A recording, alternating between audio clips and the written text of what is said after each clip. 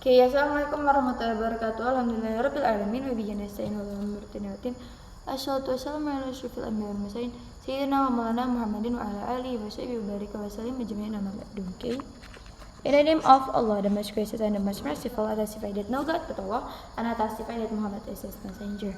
Excellency, for Dr. Hanif Lim Mahdud and Dr. Khairat Ridawati, as the director of Plantanas Perkamlara Benefida, and above all of my teacher and my family, and people gathering my side and people watching my video. So let me introduce myself. My name is Alifia Mishra, you can call me Alifia. I'm from 12th class ML Quran Lari Benefida. Today I'd like to talk about the century. So first, century as development simply means the significant change that occur within a century.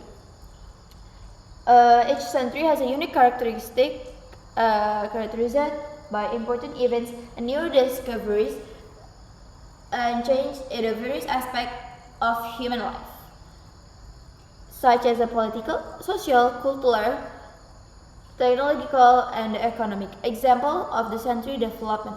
Century of Enlightenment is characterized by the emergence of rational and scientific thought, as well as political revolution, in Europe. They have Manax is an industrial century. They have characterized by the development in the industrial technology that changed the way of production and people life. 20th century marked by the world wars, the development of information technology and globalization. Factors affecting the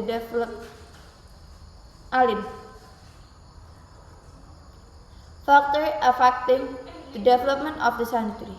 Technological developments and new discoveries in technology often trigger major change in a society.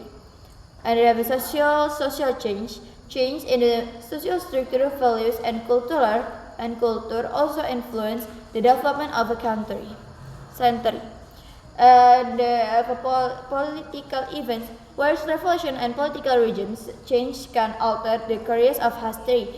Economic factor. The economic conditions of a century or regions greatly influence its development.